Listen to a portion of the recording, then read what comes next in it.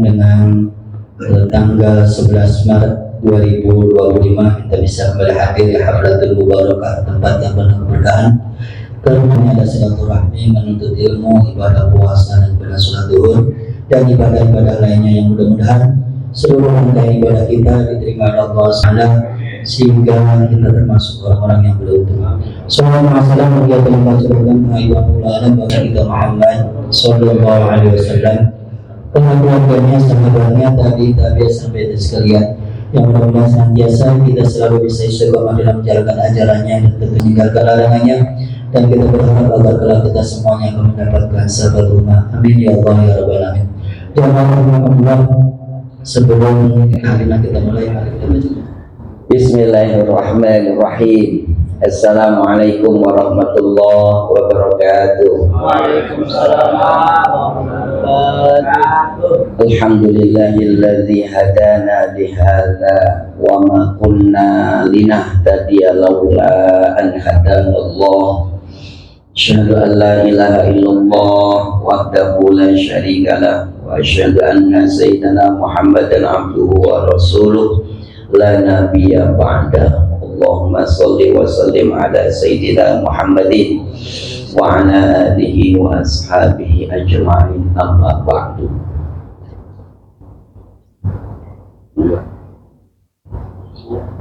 Wa qala Allah ta'ala fi kitabihil karim wa huwa asdaqul qailin, a'udzu billahi minasy syaithanir rajim, bismillahirrahmanirrahim. Qalu subhanaka la ilma lana illa ma 'allamtana innaka antal alimul hakim. Wa qala aydan rabbi shrah li sadri wa yassir li amri wahlul 'uqdatam min lisani yafqahu qawli. Amin. Wa sadaqallahul azim. Yang kami hormati dan kami muliakan Ketua DKM Masjid Al-Ikhlas Pengadegan, Pengadegan Bapak Haji Fauzi beserta seluruh jajaran pengurus, para penasehat, para sepuh bina sepuh, dan para guru serta Bapak Ibu semua, ahli surga semuanya. Insya Allah lagi dinanti sama pintu di surga ya, yaitu pintu Babur Rayyan ya, pintu Ar-Rayyan. Insya Allah ya. Tinggal Bapak aja cepat-cepat nyari kuncinya Pak ya. Mau tahu kuncinya Pak? Meninggal dulu. Kalau nggak meninggal kan nggak bisa masuk surga ya Pak ya, Bapak Ibu ya. Syukur alhamdulillah, kita berharap apa yang kita ikhtiari dari sekian hari kita jalani bulan Ramadan 1446, puasa kita yang sudah sampai ke 11, tarawih yang 11 juga ya, semoga diterima oleh Allah Subhanahu wa Ta'ala dan menjadi penghapus dosa dan kesalahan kita yang telah lalu, dan semoga kita ditambah-tambah kebaikannya oleh Allah, dicetak menjadi hamba-hamba yang senantiasa berada di dalam kebaikan dan keridhaan Allah Subhanahu wa Ta'ala. Amin ya Rabbal Alamin. Semoga setiap doa yang terucap oleh kita, baik doa pribadi maupun secara berjamaah, dan harapan-harapan kita dengan berkah waktu-waktu Ramadan yang kita lalui, semoga Allah wujudkan dan Allah jadikan kebaikan yang banyak bagi kita. Amin ya Rabbal Alamin. Bapak Ibu, hanya mengingatkan secara sederhana, momen Ramadan yang paling luar biasa, yang kalau dibilang jadi bonus besar, itu satu memang ada dalam wilayah sebuah kewajiban, yang kedua dalam wilayah keutamaan. Yang satu dalam wilayah kewajiban adalah puasa. Dengan puasa itu lipatan pahala berlimpah dan kemudian dosa diampuni. Ya, saya yakin kita semua banyak dosa ya. Banyak dosa atau banyak duit? Banyak dosa. Biasanya kan beriringan itu ya, banyak dosa. Karena kita merasa banyak dosa, sedangkan puasa itu bisa menjamin bagi kita untuk diampuni dosanya, maka insya Allah kita berharap dosa kita diampuni. Itu satu Bapak Ibu ya, man shoma Ramadhana imanan wa ihtisaban. Ini jangan bosan ya dengar hadis ini ya, karena saya mau ngotak-ngatik makna hadis ini nih. gitu. Jadi siapa saja yang berpuasa karena iman dan iman wahtisaban, diampuni dosanya yang telah lalu. Yang kedua Bapak Ibu, masalah keutamaan, yaitu tarawih. Tarawih kan nggak wajib ya, betul nggak Bapak Ibu ya? Nggak wajib ya. Jadi kalau nggak dilakukan juga nggak dosa kan? Tapi rugi nggak? Rugi. Nah, gitu ya. Jadi walaupun memang nggak dosa tapi rugi. Sholat malam di bulan Ramadan itu waktunya diawalkan, enak itu dikasih. Kalau sholat malam di luar Ramadan, yaitu harus tidur dulu. Kalau ini kan nggak tidur dulu kan, langsung ya habis sholat isya, ba'da isya, kemudian tarawih itu ya. Maka secara keutamaan ini saya berwasiat dan kita saling mendoakan Bapak Ibu, hendaknya kita laksanakan dengan sebaik-baiknya ya. Sebab memang man qoma Ramadhana imanan wa ihtisaban. Itu juga siapa yang bertarawih karena iman dan ihtisaban, maka diampuni juga dosanya yang telah lalu. Itu dua.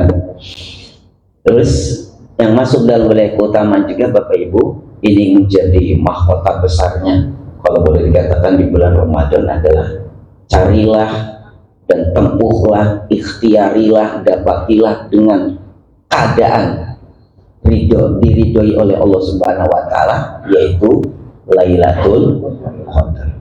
Ya, sebab Lailatul Qadar itu juga yang didasari karena iman dan ihtisaban, diampuni juga dosanya yang telah lalu. Saya rasa tiga ini Bapak Ibu usahakanlah luar biasa. Puasanya, tarawihnya, dan mencari peluang untuk mendapatkan Lailatul Qadar dalam keadaan beribadah. Tiga hal ini kita dapatkan di bulan Ramadan. Insya Allah Ramadan 1446 Hijriah ini sempurna buat kita. Amin. Saya Bapak Ibu ya, puasa terus, tarawih lancar, Lailatul Qadar semangat. Insya Allah. Biasanya kabar terbaik Lailatul Qadar itu turun ketika THR turun biasanya. Ya bagiannya. Karena ciri orang yang dapat Lailatul Qadar itu wajahnya sumringah gitu ya, bahagia.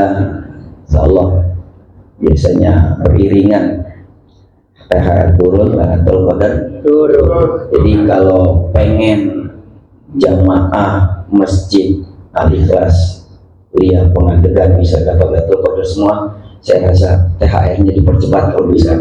Jadi semua sudah ceria, sudah nggak bisa mikir itu ya. Saya saranin bener enggak? THR turun.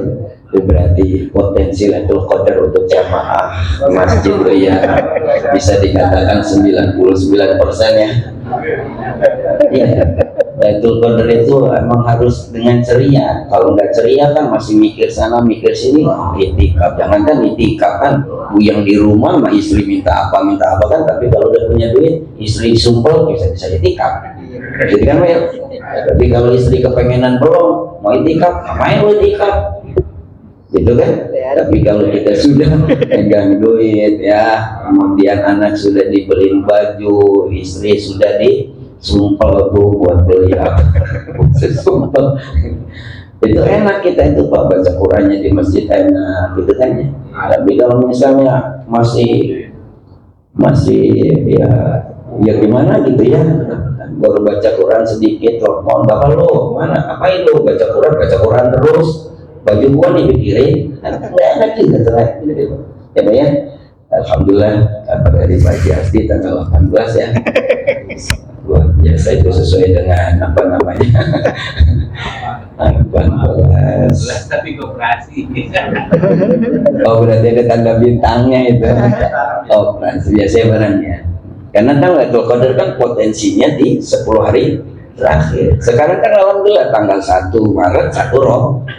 18 Ramadan berarti 18 Maret. Pas tuh Bapak Ibu ya. Kita bersyukur terus berjuang dilia ya. Dikondisikan bagus dapat THR sebelum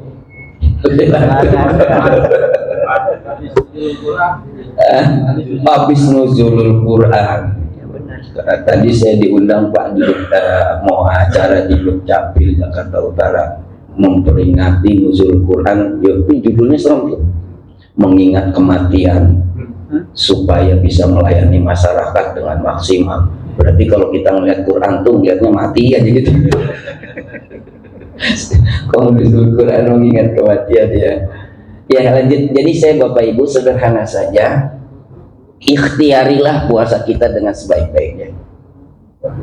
Ikhtiarilah tarawih kita dan ikhtiarilah untuk menggapai Lailatul Qadar. Karena tiga hal inilah khusus di bulan Ramadan, dan Rasulullah katakan itu menjadi sebuah bonus spesial bagi umat Muhammad yang bisa menghantarkan pahala yang besar dan bisa menghantarkan penghapusan dosa yang telah lalu. Bukankah orang bertakwa itu adalah orang yang kebaikannya bertambah dan kemudian dosanya dikurangi atau diturunkan? Tetapi Bapak Ibu, dasar untuk mendapatkan puasa, dasar untuk mendapatkan tarawih Lailatul Qadar dengan mendapatkan lipatan pahala dan ampunan dosa, dasarnya pertama tadi apa? Imanan. Kalau nggak iman ya, iman itu bukan materi, Pak. Bapak Ibu duduk di sini yang biasanya habis ini makan siang gratis, nggak ada kan sekarang? Tapi masih semangat, itu iman loh. Kalau bukan karena pahala, mau ngapain? Tidur diliatin orang, apalagi ada kamera, gitu kan?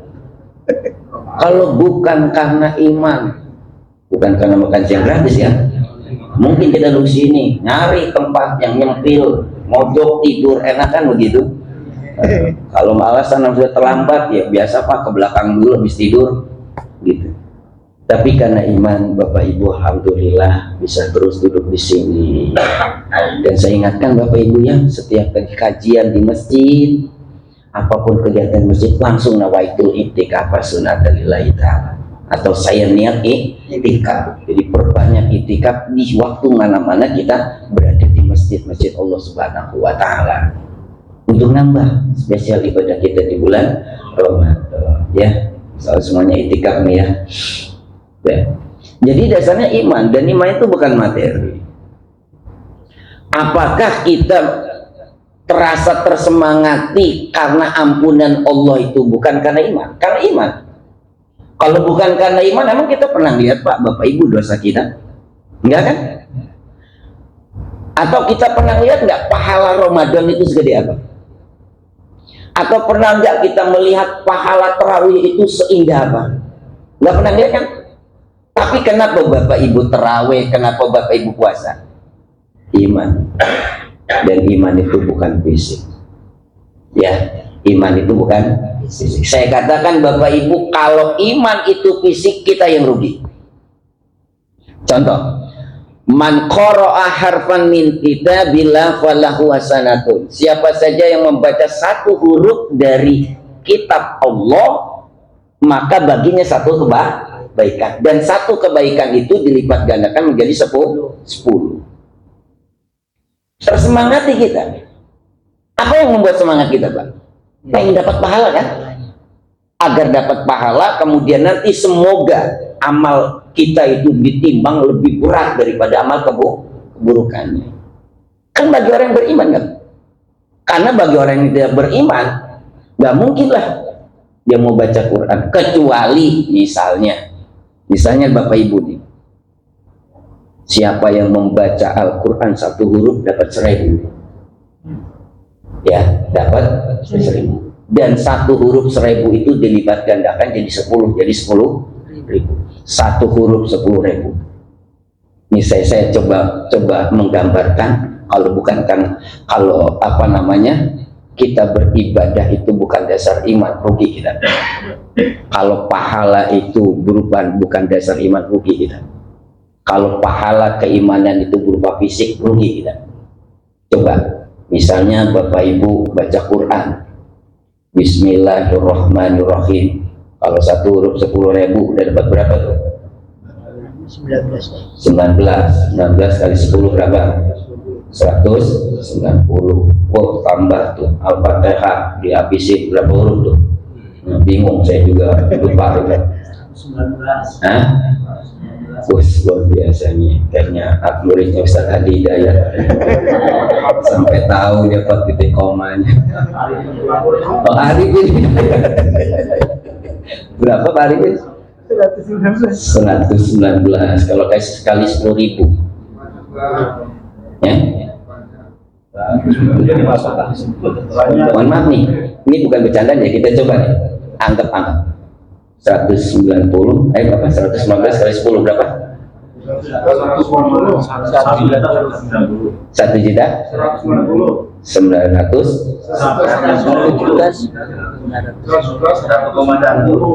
1 juta ya segitulah ya gitu ya gitu. Itu baru Fatihah loh. Masuk ke rekening Bang ya 1 juta tuh Fatihah doang. Nambah 1 juz. Siapa 1 juz? Coba kalau misalnya orang itu ngejar, saya pengen khatam Quran. Anggaplah secara yang umum lah ya. Ini walaupun perbedaan pendapat. 6.666 ayat kali 10.000 berapa? 6 miliar. Coba berapa dong? Saya juga pengen tahu Pak. Mohon Pak Budi. Iya. Tambah 10.000, nolnya 4. Nah, bingung dia. 6 miliar Pak? Enggak dong. Ini maaf ya, kita coba nih kali 10.000. Nah, berapa tuh? 66 juta 660.000. 66 juta, anggaplah 66 juta. Sedangkan kita mau target nih, mau pulang kampung. Tanggal berapa liburan? 28. Berarti saya harus menghatamkan Quran supaya dapat 66 juta untuk sanggup pulang kampung tanggal 25 Ramadan. Dikejar itu baru baca Quran loh. Masuk ke rekening kita. Khatam 6.660 ayat kita dapat 66 juta. Belum puasanya. Kalau Bapak Ibu misalkan dikasih sama Allah pahala dimaterikan, sekali puasa 2 juta.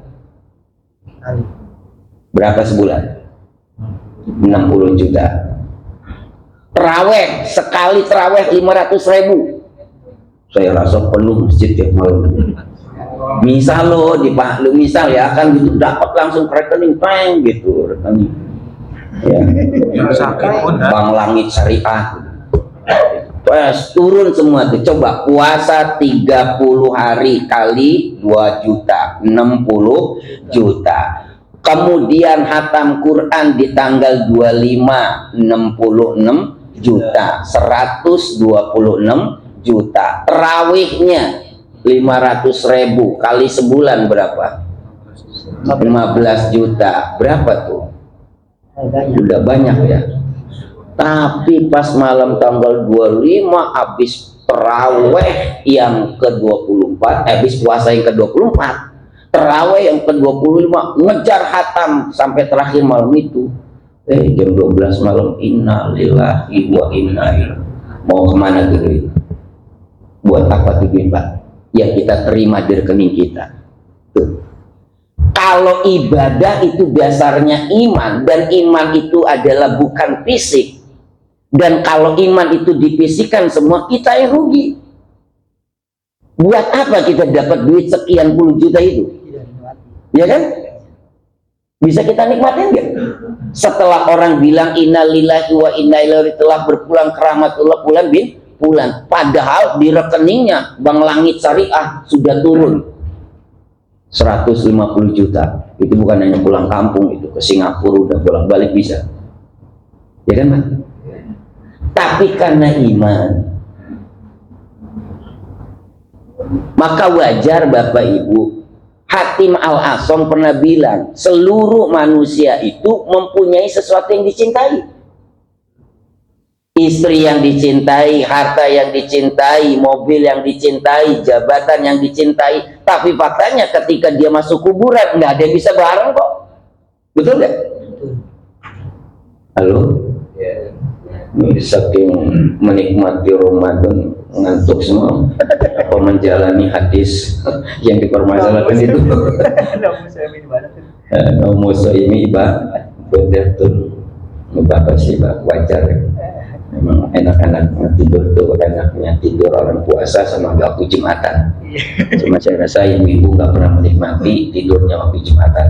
Kalau mau tahu rasanya enaknya tidur Jumatan, tanya bapak-bapak, terutama yang barusan pojok sana pojok sini yang nggak pernah mau maju di pojok sana. Itu saya tahu pasti kalau nggak tidur main HP.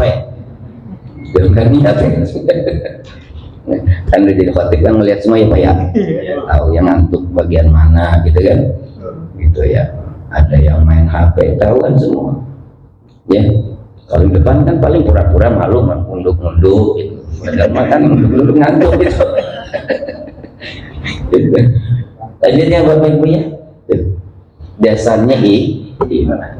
Kita pengen pahala, kita pengen terampuni dosanya sehingga kita dapat ridho Allah dan surga Allah, itu keimanan kok.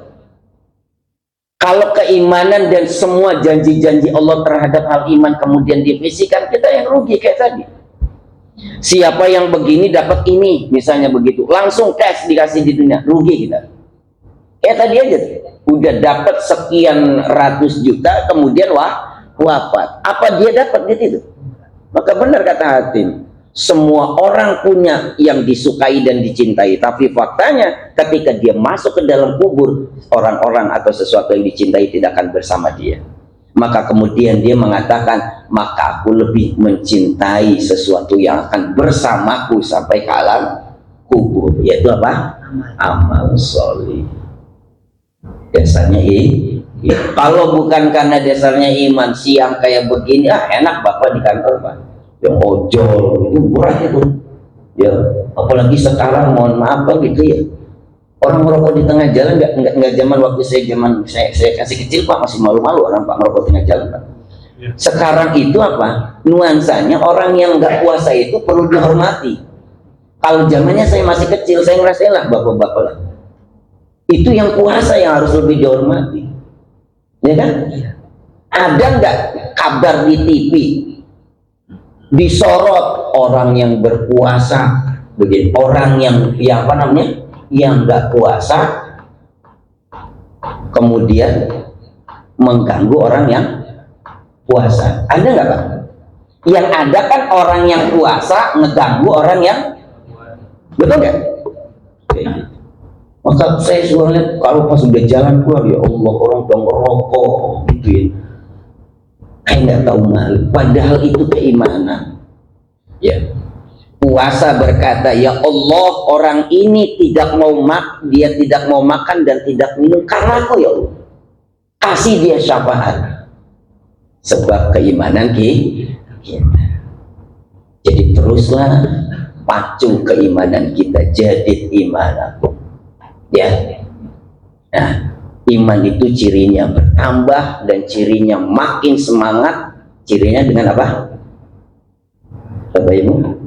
Cirinya dengan apa? Iman itu bisa dikatakan meningkat dengan amal soleh. Semakin Bapak Ibu terawih hari pertama, hari kedua, hari ketiga, itu berarti imannya sedang naik melesat. Semakin Bapak Ibu baca Quran hari pertama sekian juz, kedua juz, terus itu namanya semakin bertambah.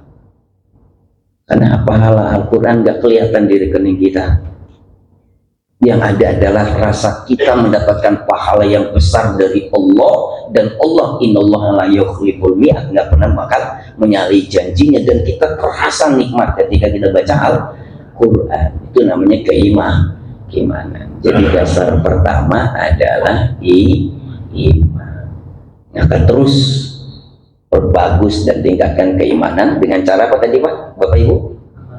Nambahin amal soleh. Biasa sholat 5 waktu, sering di masjid, tambah qobliyah dia sudah puasa hari pertama terus hari kedua, tarawih hari pertama terus hari kedua, ya seperti itulah. Kalau dasar kita keimanan, insya Allah akan kuat. Yang kedua dasarnya apa? Ihtisaban. Ihtisaban itu apa Bapak Ibu? Yaumul Hisab. Yaumul Hisab itu apa? Hari penghitungan. Hari penghitungan. Itu masjid di Kemenko namanya Baitul Hisab, rumah penghitungan. Tapi ada sekarang lembaga yang nggak bisa dihitung KPK. Lembaga baru, saya nggak tahu itu ya. Yaumul Hisab, hari perhitungan. Ihtisaban itu artinya penuh perhitungan. Selain kita beriman, melaksanakan puasa, tarawih, dan mencari Qadar, perlu perhitungan. Perlu perhitungan. Kalau nggak bisa penuh perhitungan, salah kita, Pak. Contoh, kalau Rasulullah melarang kita puasa di hari Sak. Apa itu hari Sak? Hari yang meragukan. Ini masih remeng, ini masih 30, ini masih akhir Saban, apa awal Ramadan. Kenapa itu masih remeng? Karena kita ragu-ragu. Karena kita nggak punya perhitungan. Makanya jangan sembarangan memulai puasa. Gitu.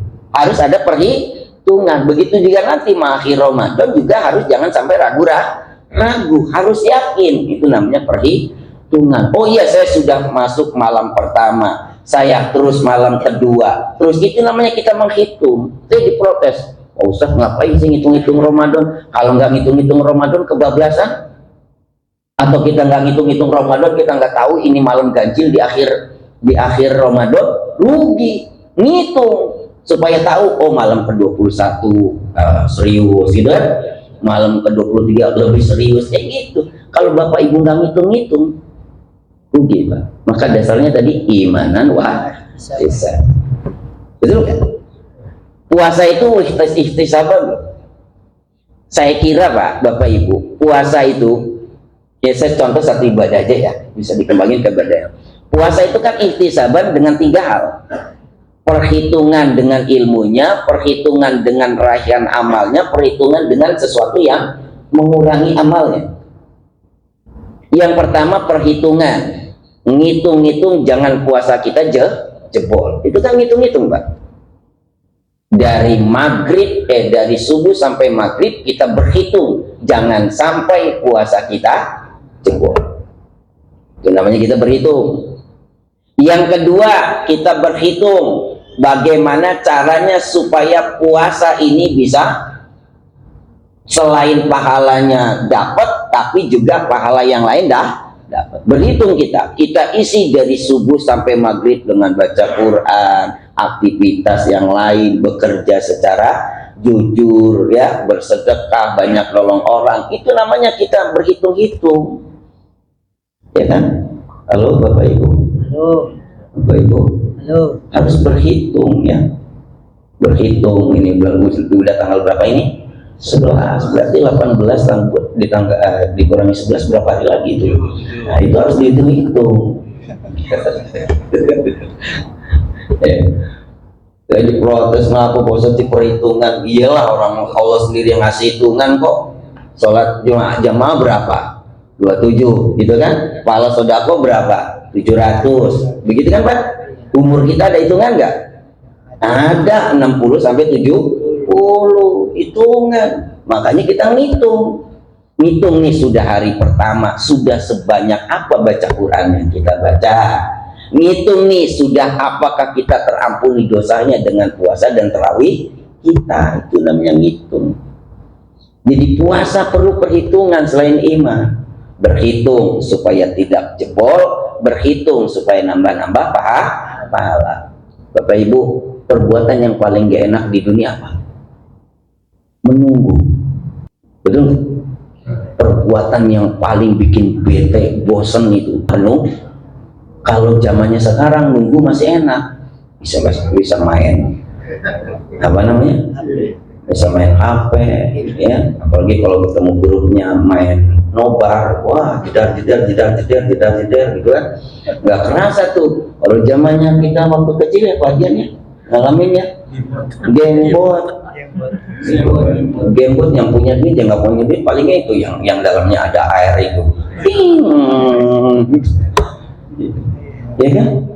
Paling gak enak kerjaan itu adalah menunggu. Sampai dulu tahun berapa itu ada lagu Obi Mesah itu, ya kan, malu aku malu pada semut merah, yang berbaris di dinding menatapku curiga, seakan penuh tanya, sedang apa di sini? Apal Pak Ustaz. Zaman kan menunggu itu paling bete. Makanya saya punten kalau saya ke kelurahan itu saya paling males. Kalau udah masuk wilayah, tanya mending telepon orang yang kenal di kelurahan, Bu, saya bisa dilayani jam berapa? Ya, gitu. Kira-kira tepatnya jam berapa? Orang kalau ngelayanin itu kan kalau bisa aja alasan Pak, ya kan? Alasan ini, alasan itu. Padahal bisa jadi selesai hari itu. Tapi kenapa kita harus disuruh tuh? Nah, sambil nunggu subuh sampai maghrib itu bosen kalau nggak diisi dengan rangkaian ketaatan. Bosen Pak. Coba tanya anak kita yang baru puasa, nunggu buka dari 4:30 sampai jam 6, puyeng dia kalau nggak diajak ngabuburit. Betul kan? Udah puyeng bolak-balik gitu kan, nonton TV udah bosen, mandi udah bolak-balik gitu kan. Dia karena apa? Karena iman dia pengen puasa sampai maghrib, tapi nggak diisap. Kalau diisap kan diisi kegiatan, ya kan, bapak-bapak diisi apa segala macam gitu. Nah itu namanya penuh perhitungan. Jadi Bapak Ibu, selain kita beriman kepada Allah dengan melaksanakan 3 hal tadi, apa tadi? Puasa, tarawih, kemudian mencari Lailatul Qadar, juga perlu perhitungan. Tidak akan pernah bisa Bapak Ibu mendapatkan Lailatul Qadar kalau nggak hitung-hitung. Betul? Malam apa ini? Ya kan? Oh malam ke-21, oh malam ke-27 gitu ya. Yang ketiga, puasa juga mengarahkan kepada kita harus berhitung, jangan sampai nilai puasa kita berkurang. Apa yang menjadikan nilai puasa kita berkurang? Kesalahan. Buka puasa aja itu bisa mengurangi dosa, bisa mengurangi pahala kita. Bapak Ibu di rumah tuh kita bisa itu gara-gara buka itu ngurangi puasa. Misalnya istri di rumah nawarin, Bapak mau buka apa? Aduh saya mau buka air teh aja lah, teh manis gitu ya. Maksud si bapak nggak mau ngerepotin istri, nggak mau itu es campur, kalau enggak es kelapa. Udah mak, saya mah nggak mau ngerepotin mak. Enggak, mumpung orang cuman ngejedok di rumah aja sih, gue yang beli. Kata istrinya tuh, tinggal milih es kelapa, es campur. Kan bapak lu cuman duduk doang. Ya udah deh es kelapa aja. Oh jawabannya begitu? Punya prinsip dong, yang jelas nih. Teh manis apa es kelapa? Ya kan? Ya udah lama lah, es campur aja. Lu bapak lu kepimplan. Kan tadi milihnya es kelapa, kok sekarang ini? Gue bapaknya marah. Lu nawarin buka apa ngajakin perang? Buka aja bisa bikin ribut kan? Sedangkan emosional kita, kata-kata kita tercela itu bisa mengurangi nilai pahala. Berhitung Bapak Ibu puasa gitu. Berhitung jangan sampai ada yang merusak, berhitung dengan menambahkan nilai kualitas pahala di dalamnya, berhitung dengan mewaspadai sesuatu yang dapat mengurangi nilai pahala. Begitu juga tarawih, berhitung. Saya malam nerangin, tarawih itu perlu berhitung ya. Satu, yang tarawihnya mau 11, cari yang ayatnya panjang-panjang. Ini bukan ya kajian fikih ya. Kalau mau yang rakaatnya sedikit, memang disarankan para ulama qiraahnya banyak. Kalau mau yang rakaatnya sedikit, berarti qiraahnya sedikit. Maka jangan disalahin. Kalau yang 23, ya ulhu balik maning ulhu, ya memang kayak begitu. Lihat di kitab I'anah Muhadzab, jangan disalahin Pak. Ya, yang disono sholatnya 1 malam 1 juz, 11 rakaat, nggak bisa salahin, memang kayak begitu. Justru yang mungkin saya kurang tepat, sholatnya 11 rakaat, baca Qur'annya lila fi quraisin, ina atoina. Itu nyaingin yang sholat tarawih 23 rakaat 15 menit itu. Ya kan? Mungkin di masjid itu penuh perhitungan lagi ya. Perhitungan. ya kan? Maka saya kalau misalnya yang pas ngimami 11, ya bacanya agak panjangin, agak santai kan gitu. Kalau 23, ya sesuaikan dengan keadaan. Ya, coba yang 23 nih, saya kasih. Ini namanya perhitungan itu sebenarnya dengan ilmu. Saya kasih contoh sederhana. Yang bisa jawab berarti ngerti fikih ini. Bapak Ibu, orang yang sholat 23 kadang kan bacanya apa? Tensinya tensi tinggi itu ya. Tensi tinggi untuk dapat pahala itu serius itu. Gitu ya. Nah, biasanya rakaat kedua baca apa? Kulu itu kalau di wasol sebentar loh. Bismillahirrahmanirrahim. Qul huwallahu ahad, was-samadu, lam yalid wa lam yulad wa lam yakul lahu kufuwan ahad. Qul 4 ayat, bismillah 1 ayat. 5 kan? Anggap 5 ayat. Fatihah berapa ayat? 7. Udah begitu baru belajar Quran. Bismillah. Alhamdulillah. Terlambat. Ya. Kalau nggak punya perhitungan, akhirnya apa? Si makmum yang seharusnya baca Fatihah tidak bisa baca apa? Padahal Fatihah berkurang itu nggak sah sholat. Nah ini kan perlu ilmu kan? Oh iya, seorang makmum bisa dikatakan tidak sah jamaahnya kalau dia terlambat mengikuti imam terlambat sampai 2 rukun fi'li. Jadi kalau bapak ibu menjadi makmum, apakah di sholat tarawih atau di sholat yang lain, selama terlambatnya belum melebihi 2 rukun fi'li, itu masih mengikuti imam. 2 rukun fi'li apa contohnya? Ruku, i'tidal, imam mau turun, kita masih berdiri baca Fatihah. Udah pada saat itu sholat jamaah ibu sudah selesai. Konsekuensinya bapak ibu harus mufarokoh, sholat sendiri.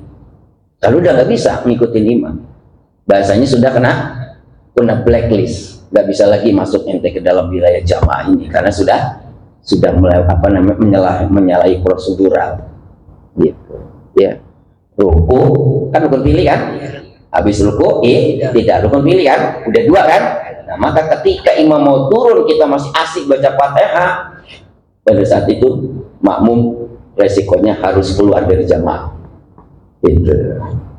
Nah, kalaupun misalnya mengalami, saya pernah tanya ibu-ibu, saya bacanya Fatihahnya apa sih? Ya udah, baca Fatihahnya boleh mulai dari imam membaca Fatihah gitu ya.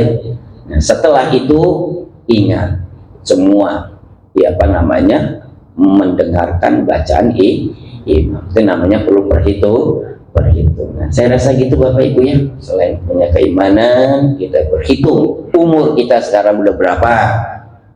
Sudah berapa banyak amal kita yang sudah kita perbuat, sudah kebaikan apa yang sudah kita menyejarah terhadap orang lain pada diri kita, kan kita harus itu. Apakah perjalanan kemudian kita cuma ulang tahun di hadapan istri kita, anak kita, tapi kita nggak pernah berhitung berapa amal kita, berapa sih sejarah yang kita lakukan untuk orang lain, berapa sih kemanfaatan yang bisa kita perbuat untuk orang lain. Nah itu berhitung. Wallahu a'lam. Ya, silakan tanya jawab. Masih ada waktu 15 menit Bapak Ibu. Ibu tadi? Iya, Pak Yudi itu ya. Pak Yudi silakan. Salam. Berkaitan dengan zakat. Iya, zakat. Zakat itu apakah boleh kita bayar kepada mustahik? Misalnya ada saudara kita. Oh, langsung. Ada saudara kita atau tetangga kita yang dalam mustahik. Iya. Boleh nggak kita bayar? Ya. Kalau dibayar langsung harus ada akadnya nggak? Misalnya bahwa ini adalah zakat saya. Iya. Iya. Untuk zakat. Boleh Pak untuk apa? Zakat ada zakat mal, kemudian ada zakat penghasilan untuk profesinya. Iya.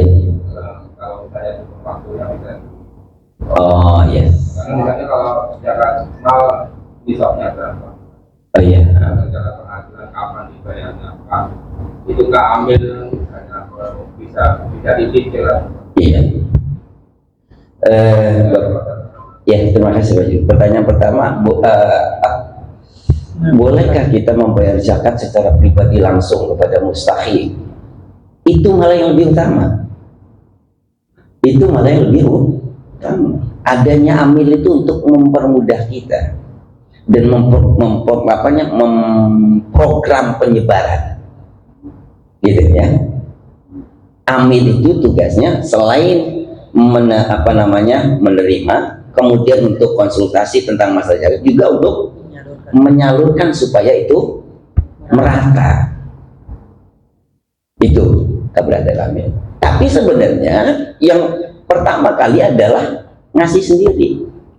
Itu. Jadi kita tahu ada saudara kita yang kurang. Apakah saudara kandung? Boleh, selama dia bukan dalam jaminan kita. Orang tua boleh nggak? Nggak boleh lah. Beda itu. Anak kita boleh nggak? Lihat anak kita masih kismin terus gitu ya, masih SMA, megangnya HP jemput, ya jangan. Orang anak kita masih tanggung kita, nggak bisa. Orang yang di luar dari tanggungan kita, adik kita boleh, adik kandung, tapi dia udah nikah, gitu kan? Tapi keadaannya sulit. Tapi sulitnya jangan dilihat kayak umumnya kita, Pak ya. Sulitnya di situ adalah lihat dia termasuk kategori apa, fakir, miskin, atau apa. Nggak boleh sembarangan menurut kita. Ini syariat. Kalau fakir berarti nggak punya penghasilan, nggak punya kerjaan, itu fakir tuh. Miskin punya penghasilan tapi kekurangan untuk makan, ya kan? Makan sih kurang tapi ngisi kuota gede terus. Enggak, bagi saya nggak miskin itu. Mohon maaf ya Bapak Ibu ya, makan bilangnya kurang aja, habis pakai tempe doang, itu namanya masih makan. Orang makannya masih makan, kuotanya masih lancar kok. Ya, enggak. Makanya mohon maaf saya kalau bagi zakat ketat sekali. Nah, gitu ya. Jadi malah baik Pak. Diangkatkan ya Pak, bahwa ini adalah zakat. Saya bilang aja ini zakat fitrah saya gitu. Seandainya Bapak nggak bilang juga nggak apa-apa. Soalnya kan niat itu antara hubungan Bapak dengan Allah Subhanahu wa Ta'ala. Sedangkan orang penerima adalah pihak pasif, dia menerima. Ya, jadi mau bentuknya apa? Itu adalah hubungannya Bapak dengan Allah. Sedangkan distribusi adalah prosedur yang harus dilaksanakan. Ada baiknya bilang, ya, ada baiknya bilang Pak zakat. Jangan-jangan kalau kita ngasih doang, kemudian dicuriga. Ini mau ngapain nih? Mau ngutangin beras sama gua, gitu kan? Tapi kalau kita bilang, Pak ini zakat fitrah saya, silakan. Ya. Terus zakat mal. Kalau zakat mal itu adalah zakat hubungnya dengan harta kita, ya. Apakah itu uang simpanan kita, harta simpanan kita. Selama harta-harta itu masuk dalam kategori simpanan dan harta bergerak. Ya, harta simpanan apa? Tabungan kita, emas ibu yang dipunya, ya, itu ya, deposito, itu kumpulin semua selama 1 tahun, tapi dikumpulin 1 tahun tuh sekitar 85 gram emas, Bu. Sekarang emas segram berapa, Bu? 1.500.000. Hah?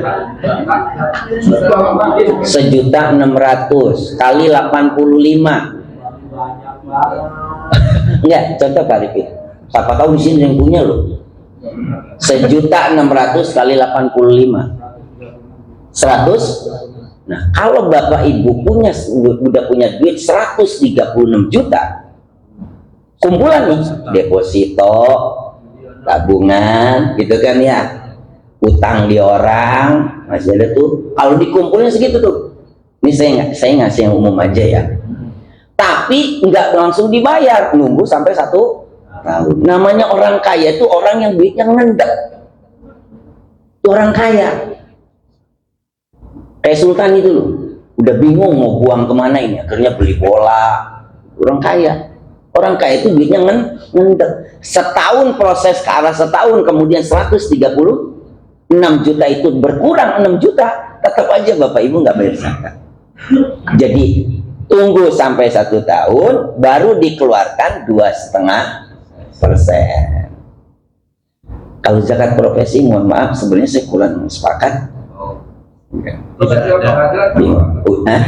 Iya, profesi itu zakat penghasilan. Itu kan zakat profesi kan lucu, ya, ngambilnya pakai zakat mal harta, tapi pengambilannya pakai zakat padi.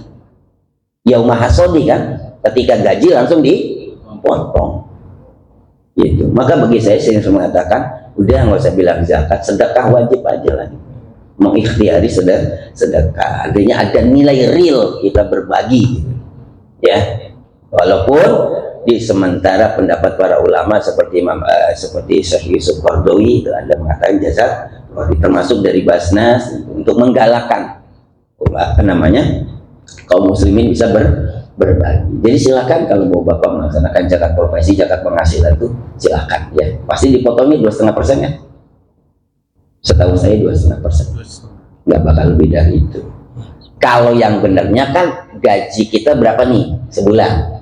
Anggaplah 10 juta. Ada yang mesti gaji 10 juta? Yayasannya.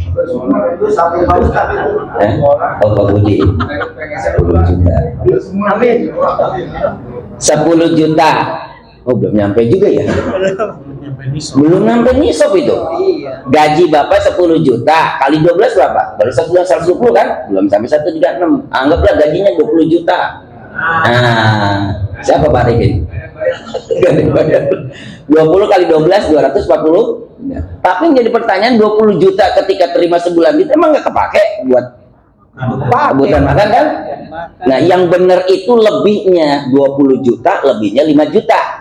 15 juta cicilan, dandan ibu, sekolah anak, makan gitu kan ya, semua itu sisa 5 juta. Nah, 5 juta itu dikali setahun kali 12 berarti 60 juta. Faktanya belum bisa zakat, ya kan?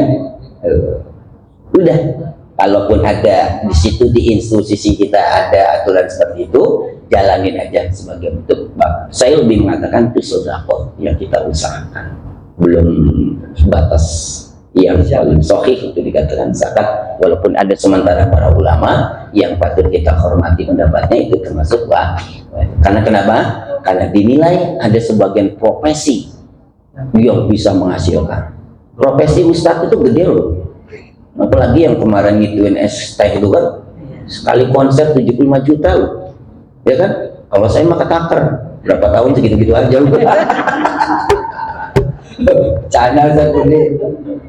Nah, kita bisa bersyukur lah, ya kan? Dokter sekali suntik gede itu kan, ada orang sekali tanda tangan gede. Nah, itu maksudnya itu udah gede-gede itu ya, keluarin daripada nunggu.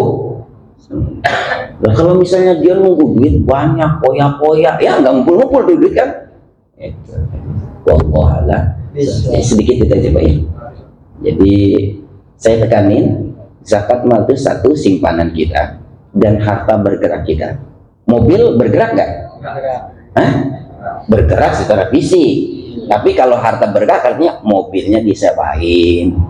Nah, keuntungan mobil sewanya itu yang dizakatin kalau nyampe sampai 85 juta dan sudah dimiliki sama 1 tahun. Rumah dizakatin nggak rumah?